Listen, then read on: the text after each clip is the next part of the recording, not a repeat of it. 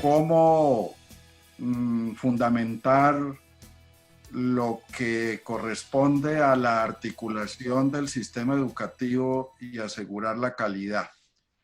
Vimos más o menos 20 profesores de la universidad y unos 5 externos que trabajamos durante 7 meses consecutivos alrededor de esa solicitud.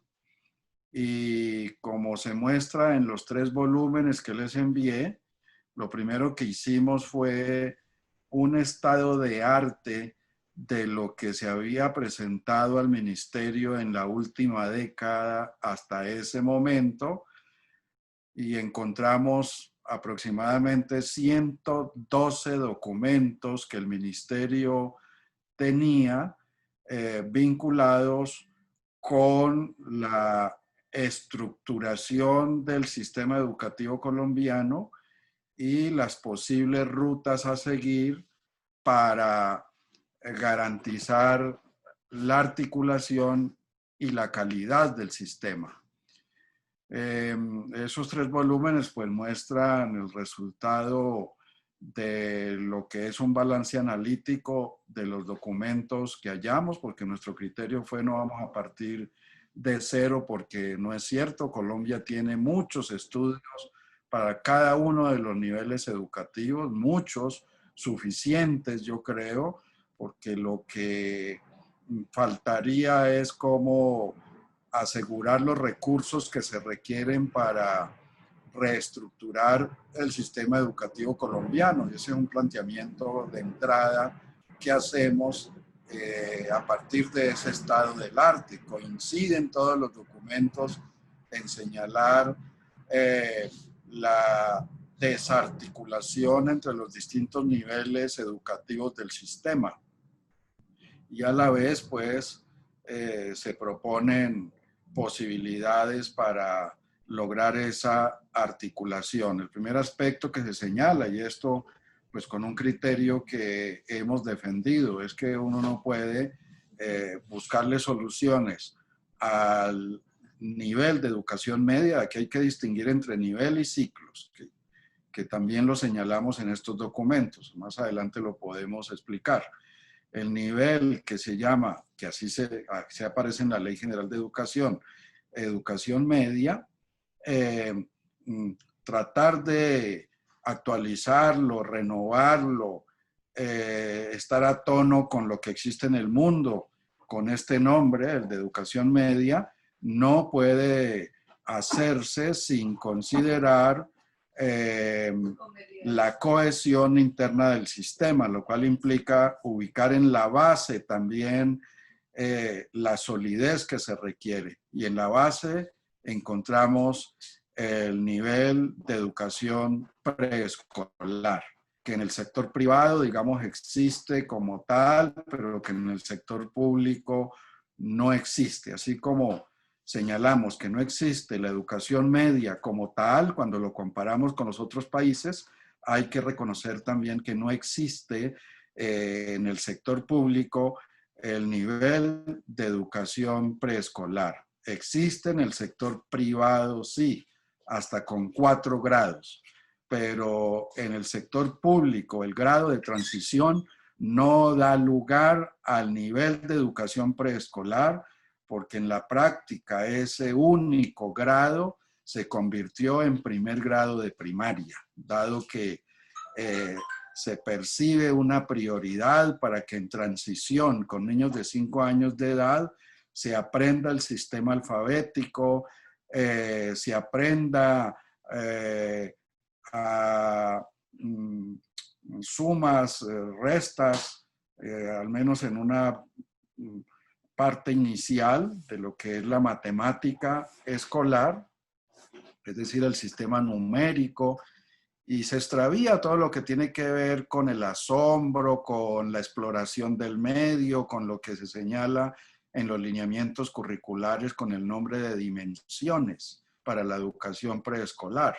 Y luego en el año 2017 apareció otro documento del ministerio en relación con este nivel de preescolar, que yo considero que recoge en gran parte lo que en 1998 se planteó con el nombre de Dimensiones para la Educación Preescolar. Pero bueno, en general lo que quiero decir es que el estudio nos muestra que como ciclo preescolar en el sistema educativo, en el sector público, no existe. Y entonces la propuesta que hacemos al ministerio es comenzar por darle solidez, que además es una recomendación de la OCDE, que también en el año 2012 hizo un estudio para Colombia, y ahí se le recomienda, cuando se compara con los países que participan en la prueba PISA, de cómo los países que están en la parte superior con altos resultados son países que tienen un ciclo de educación preescolar muy bien fundamentado. Y bueno, desde entonces no ha habido una iniciativa. Yo he estado en el ministerio, sobre todo en ese periodo del estudio que hicimos, y sí, por ejemplo, quien estaba al frente de la Oficina de Calidad en Educación Básica y Media, como era el señor Alandete, de apellido Alandete, allí se inició la discusión para al menos adicionar un grado más en la base, que sería para tener un ciclo de 2 grados de educación preescolar, al menos. Y se discutió incluso el nombre, se pensaba hablar de transición 1 y transición 2. Yo conocí, hice parte de la reunión para ir afinando lo que sería el artículo reglamentario para la apertura de ese grado. Pero estamos en el 2020 y eso se quedó ahí, guardado, no pasó nada. Y algo semejante ha ocurrido con lo que llamamos la educación media. Ha habido iniciativas importantísimas para atender prioridades en el sistema educativo, como en este caso sería, y es una prioridad, es perentorio, ofrecerle oportunidades a los jóvenes, porque es una posibilidad para detener el ingreso a los grupos armados. Los jóvenes ingresan a esos grupos pues porque el sistema educativo no les muestra rutas que respondan a sus expectativas. Y luego tratamos de mostrar igualmente cómo hay una intencionalidad loable desde la legislación, como es la Ley General de Educación y el decreto reglamentario del 1860, loable en el sentido de propender por buscar articulaciones entre los distintos niveles educativos a partir de lo que se llama la organización escolar, considerando los conjuntos de grados. En la legislación se habla de conjuntos de grados, incluso en el documento que considero legítimo para la construcción curricular, como son los estándares básicos de competencia, que es del año 2006.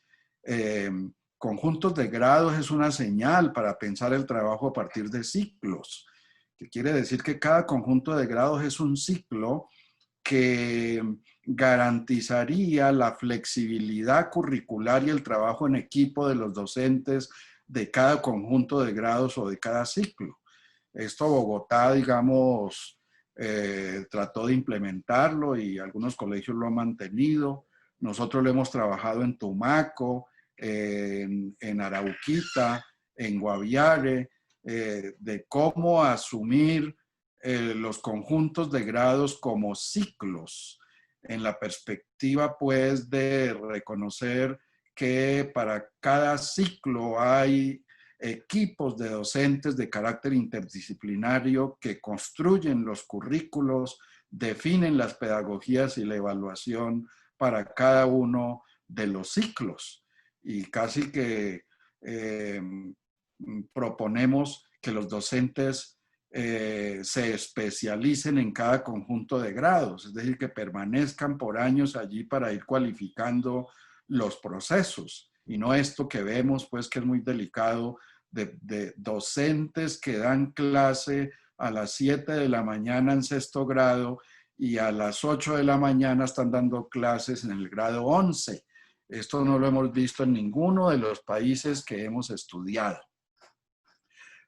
Bueno, porque hay una dispersión allí tremenda que no nos garantiza continuidad en las iniciativas que los docentes proponen para ser consecuentes con lo que está consignado en la Ley General de Educación y en ese decreto que yo reivindico, que a mí me parece vigente, que es el 1860.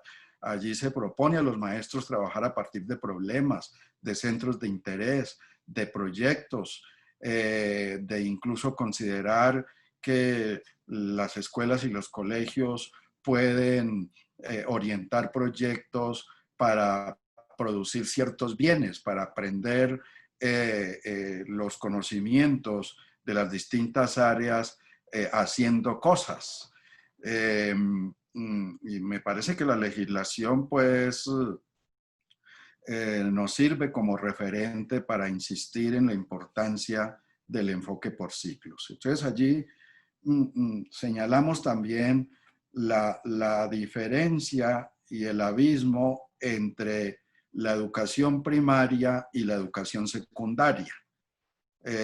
Si decimos que no hay articulación entre el grado de transición y el primer grado de primaria, y no lo hay, y lo hemos probado, porque los docentes de primero de primaria esperan que los niños que lleguen a ese grado ya sepan leer y escribir, cosa que no está dicha en ninguno de los documentos ministeriales, ¿no? Pero van apareciendo estos imaginarios entre los maestros que creen que transición es para aprender a leer y escribir y que ya en primero tienen que desarrollar ese aprendizaje iniciado en transición. No hay articulación allí. También mostramos que no hay articulación entre los centros de la primera infancia, cuya responsabilidad está a cargo de bienestar familiar, y el grado de transición. Tampoco hay ahí ninguna articulación, hay un aislamiento total. Digamos, cuando los niños tienen 5 años de edad, bienestar los entrega ya a la escuela, al grado de transición, pero sin ninguna como orientación de los niveles de habilidades y de competencias con los cuales están ingresando ya a la etapa de transición o de educación preescolar para el sector privado cuando al menos se tienen 2 grados de educación preescolar. Hay un abismo entonces entre quinto de primaria y sexto grado. También se repite lo mismo que en la base. Los docentes de secundaria en sexto grado se quejan de la manera como ingresan los muchachos al sexto grado en relación con la lectura, la escritura y las operaciones básicas aritméticas. Y siempre se está buscando culpas en el nivel anterior, ¿no? Pues luego va a ocurrir también algo parecido cuando terminan la secundaria con noveno grado y se alistan a pasar al grado décimo, aunque ahí se diluye más esta culpabilidad, precisamente porque el ciclo que se llama educación media no existe como tal. Los muchachos terminan noveno grado y ven décimo y 11 como algo igual a lo que han estudiado. No es lo que yo he identificado en Chile, en Argentina, en Uruguay, en Brasil. Hace 2 años hice un recorrido por Europa, desde Finlandia hacia abajo, visitando liceos, gimnasios, como se les llama en Suecia. Estuve en Gotemburgo, en un gimnasio, que son instituciones educativas solo para jóvenes. Es decir, después de terminar la secundaria, el joven tiene un panorama de rutas posibles que le ofrecen los gimnasios, o como se les llama en otros países europeos, los liceos, o como en México le llaman las preparatorias, ¿no? Y como en Estados Unidos se le llama el high school. Y son espacios para jóvenes, con toda la infraestructura que se requiere. En estos centros de educación media, ahí sí, de educación media, y no se confunde con la secundaria. El problema en Colombia es que la secundaria está confundida con la educación media. digamos que tenemos una educación secundaria que va hasta del grado sexto al grado 11, ¿no? No hay allí un lugar de reflexión para tomar decisiones por parte de los muchachos que terminan la secundaria y comienzan a buscar rutas posibles y equipos de docentes que los acompañan para ir construyendo identidad con esas rutas, que esa es la perspectiva del ciclo de educación media, y los profesores han sido formados solo para esa etapa. No se confunde con la secundaria, no dan clases en la secundaria, dan clases en el ciclo de educación media, y eso pues da una garantía tremenda para acompañar a los jóvenes en la elección de las rutas respectivas. En esa perspectiva, entonces, es muy oportuno señalar que Colombia ha tenido oportunidades para fundamentar este ciclo. Por ejemplo, si bien no es igual, se acerca mucho el proyecto de los CINEM. El proyecto de los CINEM tuvo como horizonte ofrecer a los jóvenes una educación diversificada, de los 15 a los 18 años de edad o los 14 a los 17 años de edad, que este es otro elemento importante a considerar para esta etapa. Lo que hemos visto en los distintos países donde hemos hecho los estudios, y los documentos que yo les envié allí recogen estudios de Canadá, de Singapur, de Estados Unidos, de México, de Chile, de Francia y Alemania. Digamos, estudiamos 6 países para ese propósito de fundamentar cómo la articulación del sistema educativo es vital y saber identificar las singularidades de cada una de las etapas con la articulación respectiva. Encontramos que regularmente se termina la etapa previa a la educación superior o a la educación para el trabajo a los 18 años de edad. Y existe como ley en muchos de estos países que no se puede ingresar a la universidad si no se tiene 18 años de edad. Entre los países de América Latina que lo tienen desde hace décadas, se destaca Argentina. En Argentina la universidad no recibe a los muchachos si no tienen 18 años de edad cumplidos. Y por lo regular todos los países europeos tienen también este criterio. Tenemos un problema muy delicado en Colombia de recibir en la universidad muchachos de 15 años de edad. Cada vez aumenta más el índice de muchachos de 15 años de edad que ingresan a la universidad, es decir, que son bachilleres a los 15 años de edad, una edad donde es muy difícil todavía tener criterio para elegir una ruta. Por eso también las universidades caen en el mismo lugar común, digamos, de echarle la culpa a los profesores de bachillerato por las condiciones con las cuales ingresan los jóvenes a las carreras. Y sí, es que ahí tenemos pues una tendencia fuerte de cómo se elige carrera más como un imaginario social y no como la identidad con un ámbito de reflexión y de dominio disciplinar. Y aquí es donde podemos identificar lo que hemos visto en los otros países del mundo. De un lado, ya para el caso de Colombia, la legislación distingue entre educación media académica y educación media técnica. Esta es una distinción muy arbitraria que la cuestionamos en estos documentos que le entregamos al ministerio. Allí se requeriría hacer un ajuste a la legislación, pues porque de un lado, se esperaría que la educación técnica estuviese como oportunidad para todos los jóvenes. Y lo académico hace parte también de lo técnico. No se puede separar lo uno de lo otro. Eh, y porque de manera arbitraria hemos visto en el panorama nacional situaciones de colegios técnicos, ya sea agrícolas o industriales o comerciales, que son las tres modalidades técnicas de colegios que tiene el país y que es más o menos el 20%.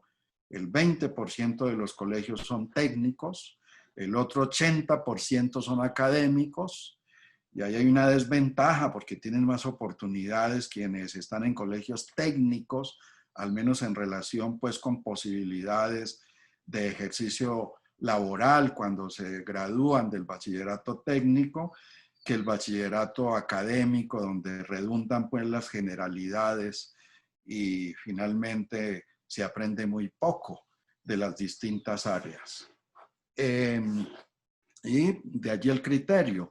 Lo técnico debería estar presente en la educación de los jóvenes porque se trata de saber usar las manos, el cuerpo, eh, a partir de los conocimientos que en matemática o en física o en biología o en historia o en literatura se está aprendiendo. Es decir, la mente requiere del uso de las manos, digamos el Homo faber, el Homo sapiens y el Homo ludens son tres dimensiones en intersección, en interdependencia que tenemos que promover desde las escuelas y de manera temprana, desde los niños en el ciclo preescolar.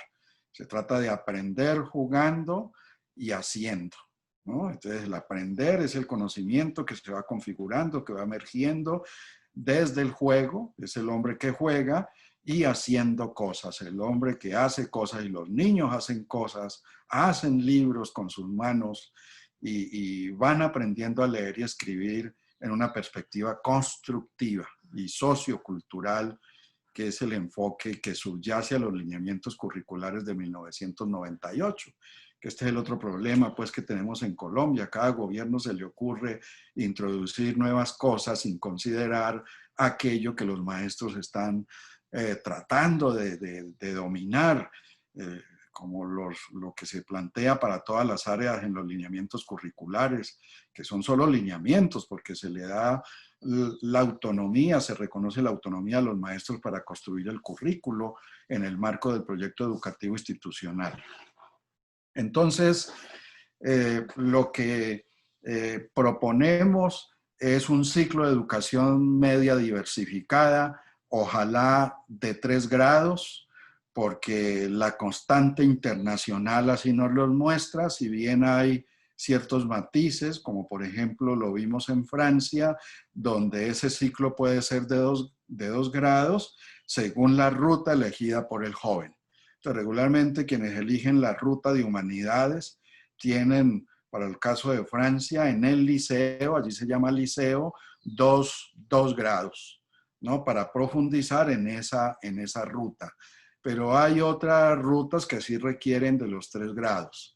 Y así lo vemos en los países europeos. La tendencia es la de los 3 grados. En América Latina tenemos México, un ciclo de educación media que lo diferencia muy bien de la educación secundaria. Yo creo que México es un referente importantísimo, pues porque tiene una trayectoria histórica, su sistema educativo. Las preparatorias son objeto de reflexión, de análisis y de consistencia desde principios del siglo XX en México, quizás por la cercanía que tenían con Estados Unidos, pero hacia la década de 1910 y 1920 en México se habla de preparatoria, que va a ser asociado con la educación media superior, que es un nombre que existe hoy, educación media superior, que es para distinguirlo de la educación secundaria.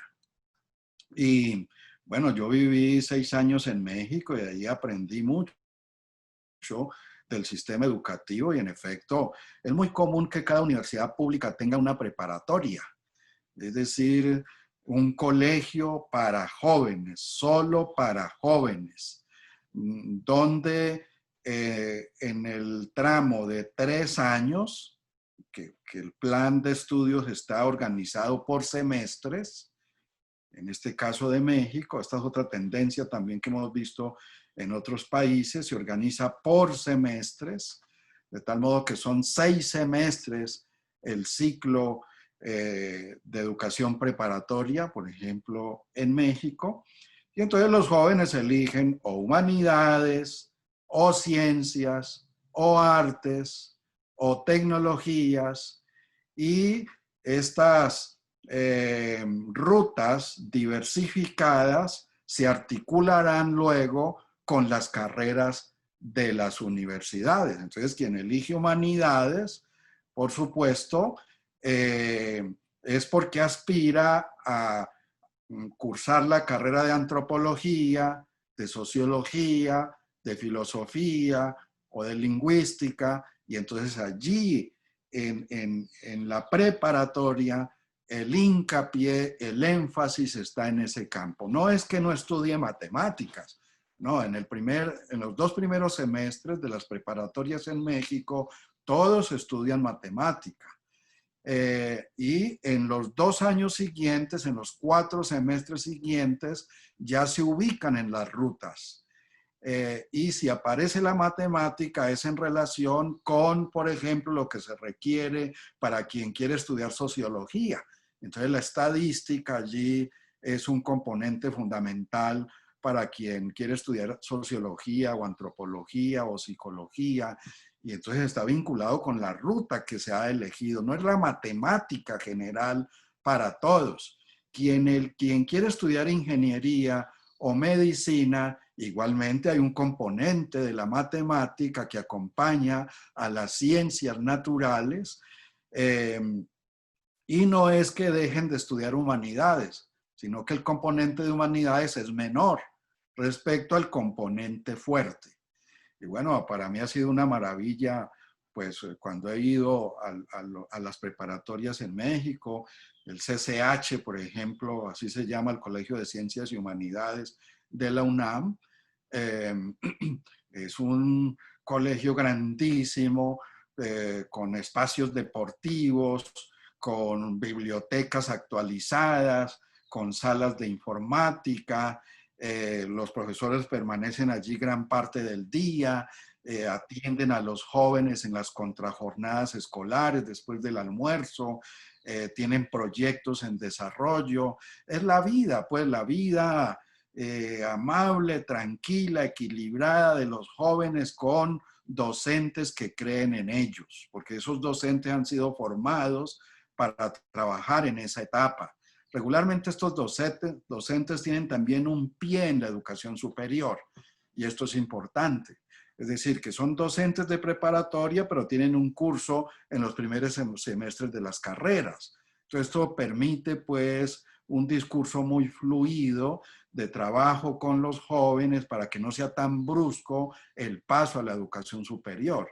De hecho, no es brusco porque hay una articulación allí entre la preparatoria y la universidad. Digamos que es algo parecido a lo que tenemos en la Universidad Nacional con el IPAR, que siempre hemos querido que se acople a esto, pero la legislación no lo permite como tal, pues, porque se cree que pensar en un colegio concentrado solo para los jóvenes cuesta mucho, y la formación de los docentes no es la que se espera solo para trabajar con los jóvenes.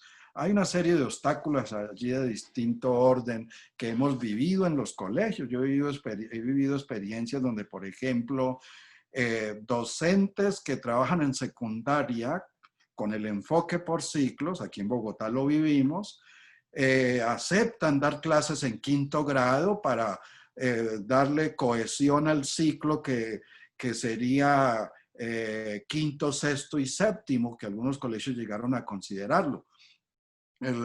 el conjunto de grados que aparecen en los indicadores de logro lo señalaba así. Quinto, sexto y séptimo como un conjunto de grados.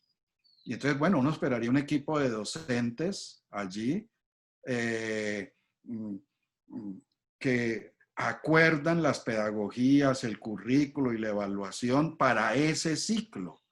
Y habrá ciclo anterior y ciclo posterior que llegarán también a unos acuerdos. Esto es lo que yo he visto en el panorama internacional, in situ, no solo a partir de lo que hemos leído y consultado, sino yendo a los países que, bueno, a veces hemos tenido la oportunidad de estar por dentro por días. Yo lo viví en Chile en un convenio que tuvimos con la Universidad Nacional de formación de docentes en el área de lenguaje y comunicación.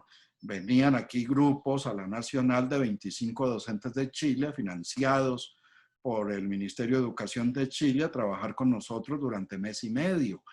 Y luego cuando regresaban yo iba a sus colegios a monitorear lo que estaban haciendo con el proyecto que habían construido aquí en el plan de formación.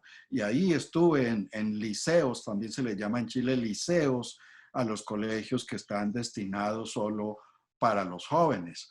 Realmente unos espacios muy adecuados donde uno dice aquí no hay pierde con el horizonte de los jóvenes se encantan con lo que estudian, porque reconocen que el país está pensando en ellos y hay un trabajo que permite ayudarlos a articular el ciclo de educación media con el ciclo postmedia, que sería pues o la educación para el trabajo o la educación universitaria o simultáneamente las dos.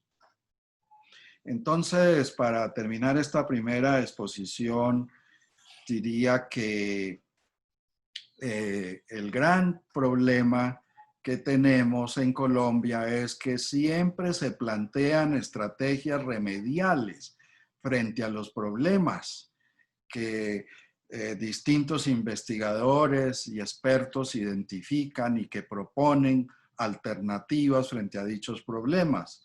La salida siempre ha sido de carácter remedial. Por ejemplo,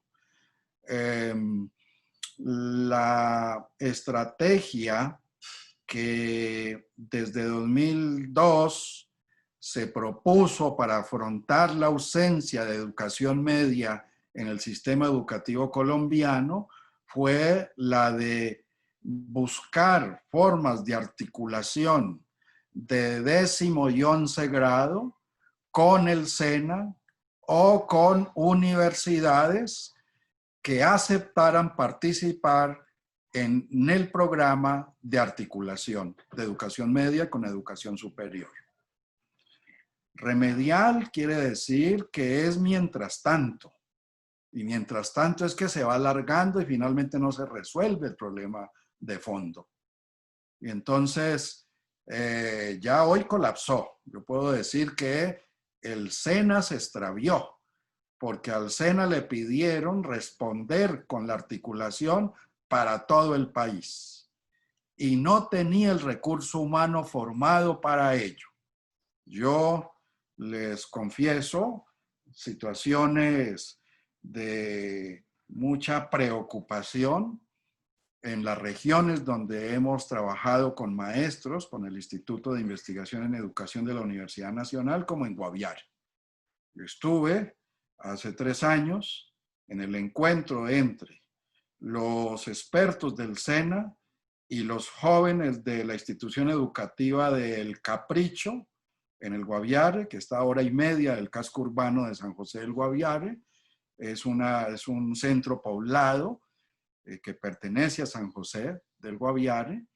Yo estuve durante toda la reunión y allí los expertos del SENA explicaban en qué consistía la articulación del colegio con sus programas y los jóvenes tenían expectativas diversas, digamos, de tener una oferta heterogénea, diferente.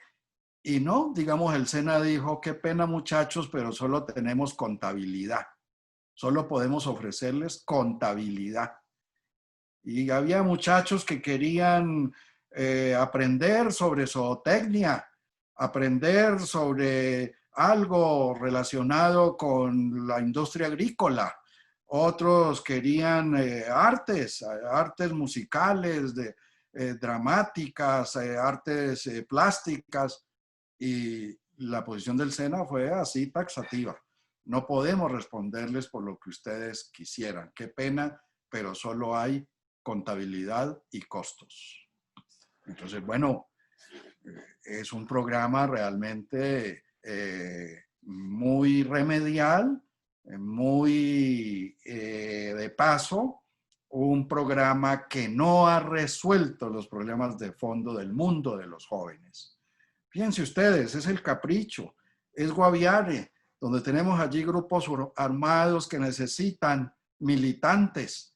Y el joven entonces, frente a ese panorama de estudiar contabilidad cuando nada tiene que ver con su vida, eso no hace parte de su horizonte, y están ahí los otros, los líderes de los grupos armados buscando clientes para darles trabajo, pues el joven entre lo uno y lo otro, escoge lo otro. Y esa es una explicación del fenómeno de la violencia que vivimos en el país. El sistema educativo no responde a los horizontes, a los ideales, a las ilusiones de los jóvenes. Es la frustración tremenda. También allí en el Guaviare, aquí para tocar lo relacionado con los colegios técnicos agrícolas. Más o menos hace unos 6 años, también en este trabajo que hemos hecho con Guaviare desde el año 1998, estamos haciendo allí un trabajo con la Universidad Nacional, hemos llevado la maestría y ha sido realmente una ayuda tremenda porque hemos podido probar también que podemos tener programas presenciales en zonas distantes. La maestría no es a distancia, es presencial. Entonces los profesores vamos al territorio y trabajamos con los maestros y hemos descubierto pues unos vacíos tremendos en relación con la formación inicial, con las licenciaturas. Han hecho licenciaturas a distancia, donde lo que interesa es que pague cada semestre y no tanto cómo acompañarlos, monitorear para fortalecer los dominios en las disciplinas, ¿no? Para nada. Y los mismos docentes nos lo decían, por primera vez tenemos un profesor universitario cara a cara, porque aquí era todo por correspondencia.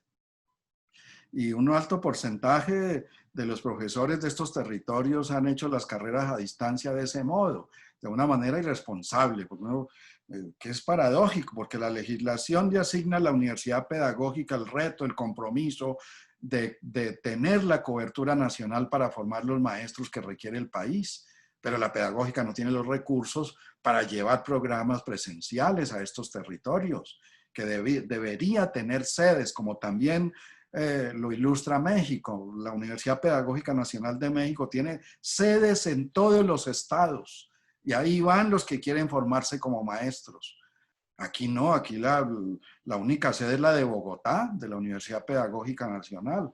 Ahora, bueno, podríamos considerar universidades regionales, tanto públicas y privadas. Algunas privadas han hecho un trabajo loable. Yo reivindico lo que ha hecho la Bolivariana de Medellín, por ejemplo, y la Javeriana, de 2 privadas que han tenido consistencia y seriedad. Y entre las públicas, por supuesto, todas realmente tienen recursos para estar en las periferias, con sedes presenciales. Entonces, quiero referenciar también la experiencia de Miraflores en Guaviare. Para llegar a Miraflores hay que llegar por avión o por el río. Por avión es 1 hora y por el río son 3 días. Por supuesto, pues fuimos por avión porque no da el tiempo pues para estar por el río 3 días. Pues. Hicimos allí un taller con los jóvenes, es un colegio técnico agrícola. Estábamos adelantando un trabajo de formación y actualización con los docentes y pudimos conocer lo que hemos visto también en otras regiones como Putumayo, como Tumaco, Casanare, porque nosotros hemos tratado de privilegiar más las periferias, porque es donde el Estado no está y donde la Universidad Nacional tiene que estar, tener una presencia fuerte. En la medida en que los recursos lo posibiliten, pues hemos logrado estar allí en esos territorios. y hemos visto pues que hay colegios técnicos, para el caso de Miraflores es agrícola, y en el taller que hicimos con los jóvenes, que eran más o menos 28 jóvenes que estaban por graduarse de bachilleres, y la idea nuestra era animarlos a que presentaran la prueba de la Universidad Nacional, lo cual implicaba desplazarse a San José del Guaviare, y se logró un apoyo de la alcaldía de ese entonces para que le concedieran tiquetes aéreos a los jóvenes y pudieran ir el día de la prueba hasta San José del Guaviare a presentar la prueba. Y ese taller nos permitió sondear qué querían los jóvenes. Miren esto. De 28 jóvenes, solo uno elegía ingeniería agrícola o agronomía. Solo uno. Los demás, recuerdo que había dos jóvenes que querían estudiar lingüística porque es un ámbito multilingüe de comunidades indígenas. La zona más multilingüe del país es el Guaviare, donde conviven más o menos 10 etnias con sus 10 lenguas diferentes. Igualmente, habían jóvenes que querían estudiar medicina, que querían estudiar ingeniería industrial, que querían estudiar antropología, también había otros jóvenes. Entonces, miren, es una experiencia interesante porque uno dice, bueno, pero de 6º grado a 11 grado tuvieron oportunidad de conocer, saber el ámbito agrícola, que es el territorio. Digamos, se requiere allí de formar el relevo generacional para saber usar los suelos y moverse en el ámbito productivo agrícola. Pues no, los jóvenes no les interesaba. ¿Qué es lo que nos permite inferir de esto, contrastándolo con otras experiencias, insisto, de regiones en el país? Que insistir de manera temprana, desde 6º grado hasta el grado 11, con un único ámbito de énfasis, de educación para el trabajo, desde lo agrícola, lo que inferimos es, los fatiga, los cansa.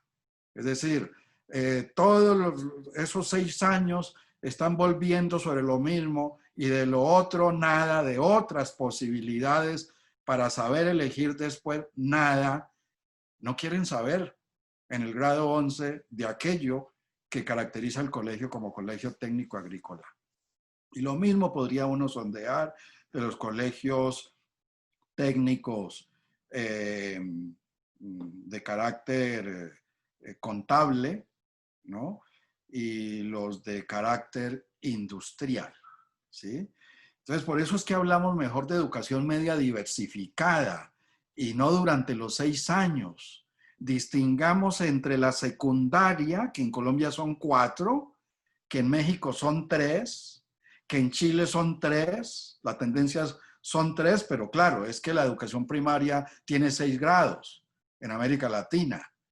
Todo el nivel de educación primaria, además de 2 grados de preescolar, que es la tendencia en América Latina en el sector público, 2 grados de educación preescolar, sin confundirlo con la primaria, pero buscando articulación con la primaria. La educación primaria son 6 grados y son 3 grados de secundaria y son 3 grados de educación media. Esa es la tendencia, ¿sí? En América Latina y casi en el mundo. Casi a nivel internacional hemos encontrado esta consonancia. ¿Aquí qué tenemos? Tenemos un grado de transición que se confundió con 1º grado de primaria, y esto los mismos docentes lo reconocen. Tenemos una educación primaria de 5 grados, ¿sí? Una educación secundaria de 4 grados y lo que se llama educación media de 2 grados. ¿Sí? Bueno, es lo que dice la legislación, pero esos 2 grados de educación media son los mismos componentes de la educación secundaria. Son las mismas áreas, ¿ya? Ahí no hay diferencia. Por eso el joven cuando termina grado 9 en estos territorios de la periferia lo piensa 2 veces. Ah, ¿para qué ir a 10º grado? Pero si es lo mismo. Yo ya aprendí lo suficiente.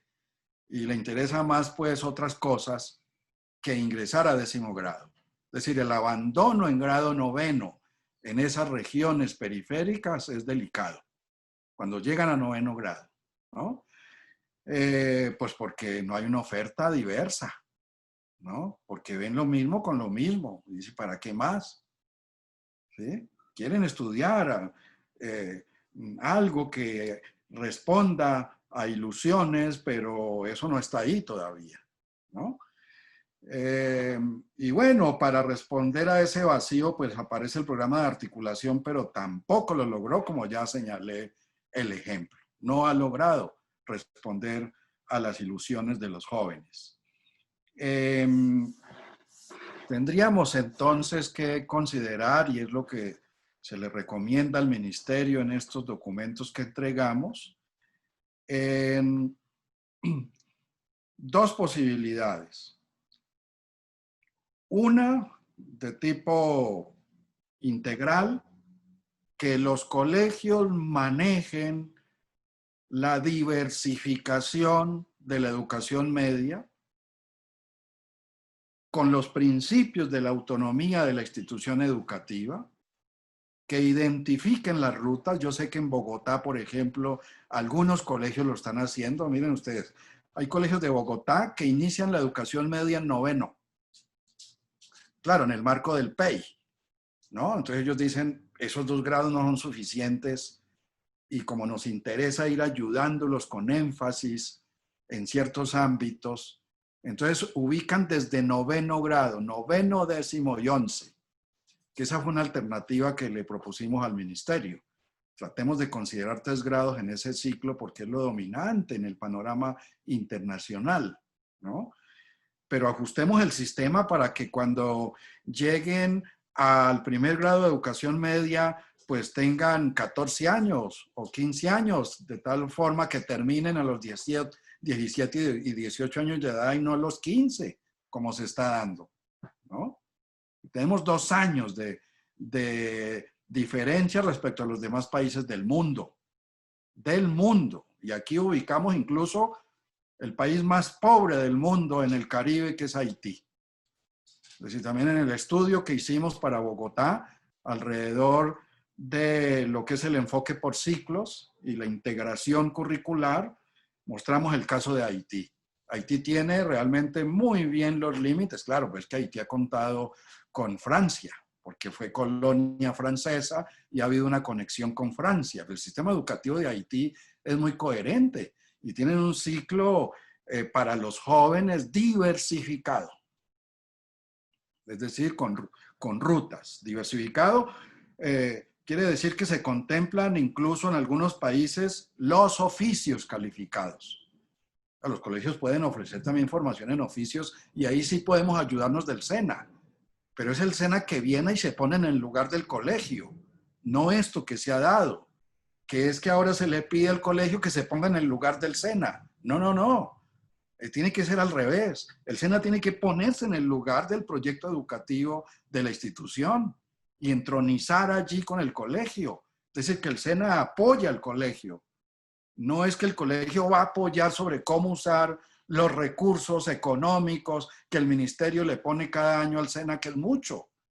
Es un presupuesto altísimo, que debería estar en el Ministerio de Educación y no en el Ministerio del Trabajo, porque ya está formando profesionales y aspira a tener maestrías y doctorados. Bueno, ¿cómo es esta cosa tan loca de que el SENA depende del Ministerio del Trabajo y está formando profesionales como universidad que es? Porque ya es una universidad, ya se le trata como universidad. Miren, es que por donde miremos encontramos unas fisuras en el sistema educativo que mientras no las logremos resolver, vamos a estar así, a tientas, al azar, es decir, improvisando, porque es que no hemos tenido un proyecto educativo fuerte, pensado a varias décadas. Y entonces, bueno, insisto, por ejemplo, en Guaviare llegamos a proponer al alcalde y al gobernador y al secretario de Educación hace más o menos 5 años la posibilidad de tener un colegio solo para los jóvenes, que es el Centro de Desarrollo Regional. Es un colegio grandísimo con una buena cancha de fútbol, cancha de básquetbol, tiene una finca al fondo, tiene talleres, un colegio formidable para los jóvenes.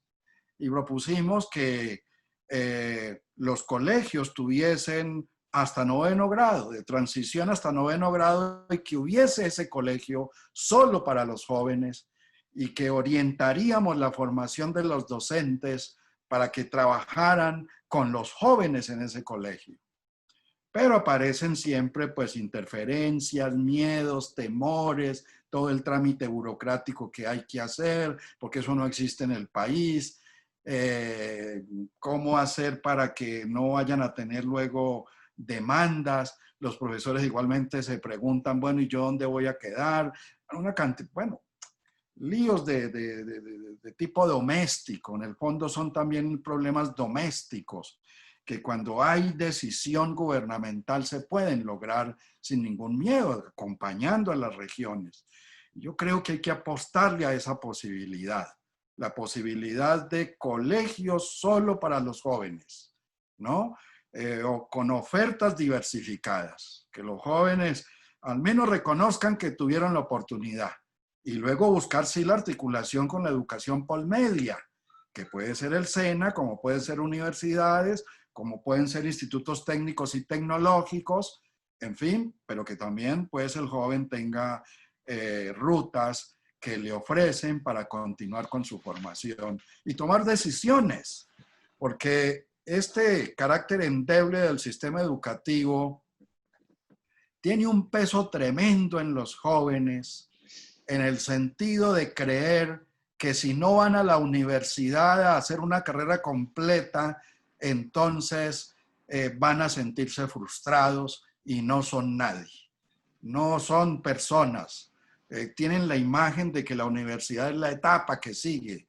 No, miren, lo que hemos visto en estos países, y vuelvo sobre México, los jóvenes que terminan la preparatoria no tienen ningún prejuicio de decir, a mí no me interesa la universidad. O sea, con lo que aprendí hasta aquí, mi papá tiene una empresa y yo voy a trabajar con mi papá y lo que requiero aprender como complementación, hay institutos donde yo puedo ir y puedo actualizar el trabajo que voy a hacer allí en la empresa de mi papá o de mi padrino o la empresa que está ahí en el municipio. En fin, hay criterio, pero claro, es que egresan a los 18 años de edad de la preparatoria. Tienen criterio maduro para elegir.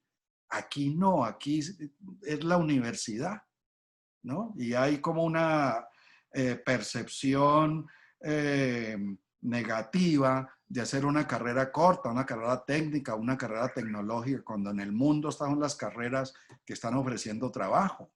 Y claro, Colombia también tiene que afrontar ese punto, lo decimos en el informe que le entregamos en 2014 al ministerio. Tiene que resolver el problema del reconocimiento salarial para los técnicos y los tecnólogos. Hay una imagen aquí de que el que hace la carrera completa, entonces tiene que ganar más como sea, porque es una carrera completa, ¿no? Nada tiene que ver. Decimos en el informe, profesional no es quien hace una carrera completa en la universidad, profesional es quien es idóneo en un campo, independientemente de los títulos. Que la titulitis también es algo agobiante en Colombia. Cuando se va a vincular a alguien, primero se miran los títulos y los certificados. A más títulos y certificados, más oportunidades. No importan las habilidades. Hombre, no puede ser. Esto no es lo que está ocurriendo en el mundo. En el mundo es primero las capacidades, las competencias, las habilidades, qué sabía hacer. Y luego miramos los títulos. ¿Sí? Entonces toca darle como un giro de 180 grados a lo que ha sido la visión educativa en el país.